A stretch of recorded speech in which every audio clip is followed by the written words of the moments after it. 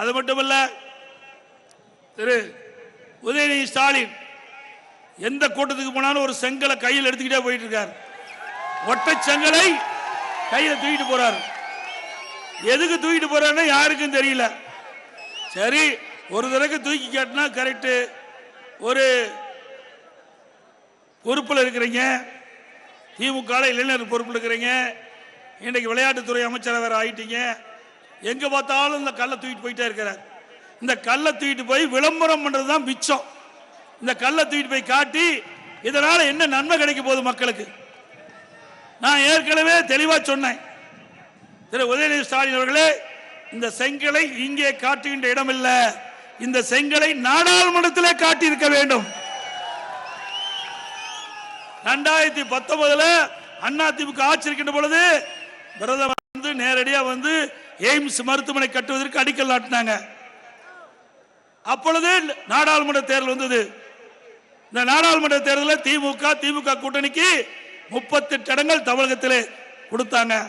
அந்த 38 நாடாளுமன்றத்தில் எய்ம்ஸ் மருத்துவமனை கட்டுவதிலே இன்றைக்கு நீங்கள் வந்து மெத்தனமாக இருக்கின்றீர்கள்.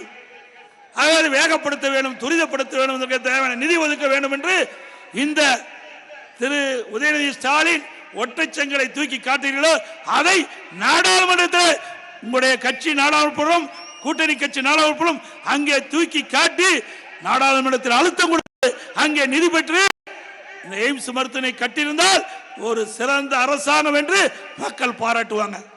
உங்களுக்கு அதெல்லாம் கிடையாது. மக்களுக்கு நன்மை செய்வது எண்ணம் கிடையாது. இவருக்கு விளம்பரம் வேணும்.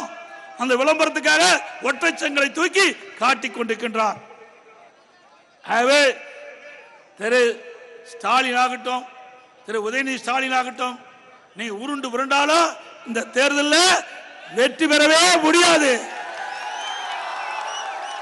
மக்கள் தீர்மானித்து விட்டார்கள். அண்ணா திமுக தலைமையிலே அமைக்கப்பட்ட கூட்டணி தான் பாண்டிச்சேரி உட்பட 40 இடங்களில் வெற்றி பெறும். அதோடு அனைத்து இந்திய அண்ணா திராவிட முன்னேற்ற கழக ஆட்சி 10 ஆண்டுகள் ஆட்சி இருண்டாட்சி என்று போற தேர்தல் பிரச்சார கூட்டத்தில் எல்லாம் திரு ஸ்டாலின் அவர்கள் பேசி வருகிறார்.